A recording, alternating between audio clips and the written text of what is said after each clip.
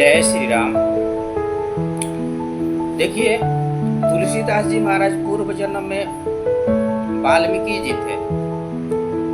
वो तो आदि कवि हैं और आप लोगों ने सुना ही होगा कि हमारे यहाँ 4 वेद हैं, ऋग्वेद, यजुर्वेद, सामवेद, अथर्ववेद, 4 वेद हैं। चारों वेदों को समझना बहुत बड़ा मुश्किल हो गया था। तो वेदों का भाष्य वाल्मीकि रामायण के रूप में आया। वेदों को सरल करने के लिए पहले वाल्मीकि रामायण आया और ब्रह्मा जी ने सबसे पहले वेदों को देखा है। और ब्रह्मा जी वेद के रचयिता नहीं है। ब्रह्मा जी ने वेद जो है अपौरुषीय है, जो अपौरुषीय है वेद, मतलब राम के परम ब्रह्म के सांस से सांस, प्रश्वास से वेद निकला है। ब्रह्मा जी उसके दृष्टा है। ब्रह्मा जी सिर्फ वेदों को देखा मात्र है, देखे हैं ब्रह्मा जी बस। वो मात्र जितने भी मंत्र हैं ना, उनके दृष्टा है। उन मंत्रों को देखा है समाधि की अवस्था में, मंत्रों को देखे हैं, उनको लिखा नहीं है। ब्रह्मा जी रचयिता नहीं है वेदों के। उनके तो ब्रह्मा जी ने ही वाल्मीकि का अवतार धारण किया था और वेदों को सरल करके वाल्मीकि रामायण बनाया। लेकिन इस समय तो ऐसा आने वाला था, वो भी समझ में न आए। तो कलयुग में अवतार हुआ वाल्मीकि जी तुलसी जी के रूप में। तो रामायण का भाष्य हुआ रामचरितमानस के रूप में, अवधी भाषा में, जो आप लोग पढ़ते हैं ना चौपाइयों के रूप में, दोहों के रूप में, श्लोकों के रूप में। तो उनका सरल और श्री रामचरितमानस का भाष्य है सुंदरकांड। यदि केवल सुंदरकांड पढ़ लिया जाए तो पूरे रामचरितमानस को पढ़ने का, सुनने का फल मिल जाता है, प्राप्त हो जाता है।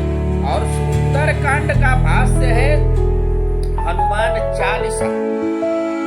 सुंदरकांड का भाष्य है हनुमान चालीसा।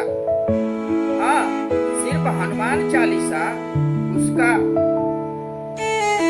बीज है। यदि ये केवल हनुमान चालीसा पढ़ लिया जाए ना, सिर्फ हनुमान चालीसा पढ़ लिया जाए तो पूरे रामायण पढ़ने का फल प्राप्त हो जाता है। तो इनका सबसे प्रथम ग्रंथ है हनुमान जी कथा। जो कथा है ना, आइए, हनुमान चालीसा वो है हनुमान चालीसा। तो हनुमान चालीसा के नाम पर सबसे पहले यही ग्रंथ था, हनुमान चालीसा। उनके पहले भी कोई भी चालीसा नहीं बनी। आजकल तो शिव चालीसा, दुर्गा चालीसा, राम चालीसा, साईं चालीसा, कोई भी संत आ जाते हैं तो उनके नाम की चालीसा है बना देते हैं महाराज कवि लोग। तो उनके पहले कोई भी चालीसा नहीं बनी थी। चालीसा नाम का अगर कोई ग्रंथ है तो वो है हनुमान चालीसा। उसके पहले कोई चालीसा नहीं था। उसके नकल कर करके अन्य कई चालीसा बना दिए गए महाराज। तो हनुमान चालीसा में 40 चौपाइयां हैं जो बहुत महत्वपूर्ण है। 40 ही क्यों है, 25 हो सकती थी, 30, 45, 60, 100, 108 की संख्या तो हमारी बहुत ही महत्वपूर्ण की है। तो 40 चौपाई ही क्यों, चालीसा का गणना है। क्योंकि वेदों में जानने वाले हैं, जो वेदों के जानने वाले हैं, जो वेदों के जानकार हैं, गोस्वामी तुलसीदास जी महाराज, 4 वेद, चारों वेदों की शक्ति कलयुग में 10 गुना हो जाए, हनुमान या चालीसा लिखा इसीलिए। और चालीसा से इसलिए 40 चौपाइयां चालीसा में डाली, 40 चौपाई ही लिखी है। साधने की शक्ति भी नहीं, कोई एक भी साधने की शक्ति वेदों की नहीं बची। ब्राह्मणों के को सिर्फ एक मंत्र मिला है, क्या? वो गायत्री मंत्र है। वो भी ब्राह्मण जप नहीं पाते हैं, लेकिन हनुमान चालीसा तो मूर्ख व विद्वान सभी पढ़ लेते हैं। यदि एक व्यक्ति वेद मंत्र पढ़ता हो तो 40 व्यक्ति हनुमान चालीसा पढ़ते होंगे। 4 वेदों से 10 गुना शक्ति अकेले हनुमान चालीसा में है। दूसरी बात, 40 कैसे लिखते हैं? 40 4 और 0, 4 और 0, 40 होता है। तो व्यक्ति के अंदर जो है वो गलत है, उसको शून्य कर दे, ये हनुमान चालीसा का काम है। जो 4 जो गलत चीज है, तो हमारे अंदर 4 गलत चीजें कौन कौन से हैं? खराब दुर्गुण कौन है?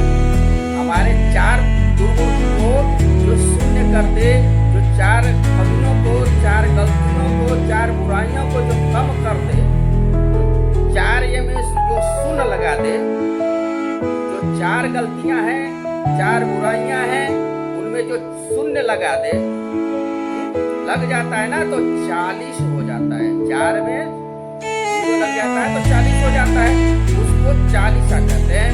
तो 4 दुर्गुण तुलसीदास जी के हिसाब से ग्रंथ है, उनका सार भाग लेकर जो मैंने समझा है, या संत प्रसाद रूप में सीमा है, या जो संत प्रसाद ने पाया है, तो 4 दुर्गुण कौन है? तो सबसे पहला है अभिमान। सबसे पहला दुर्गुण कौन सा है? अभिमान। थोड़े से में हमें अभिमान आ जाता है, तो ये मनुष्य को अभिमान शून्य करता है। हनुमान चालीसा, हनुमान जी का चरित्र, हनुमान कथा सुनने से व्यक्ति अभिमान शून्य हो जाता है, घमंड का, अहंकार का नाश हो जाता है। और दूसरा क्या है? अपमान शून्य। मतलब न तो व्यक्ति किसी का अपमान करता है, और यदि कोई उस व्यक्ति का अपमान कर दे तो उसे वो अपमान नहीं समझता है। ये बहुत बड़ी शक्ति है। आज हम बैठे हैं, कोई थोड़ा सा तू तुकार से बात कर दे तो झगड़ा हो जाता है। जय श्री राम, हर हर महादेव।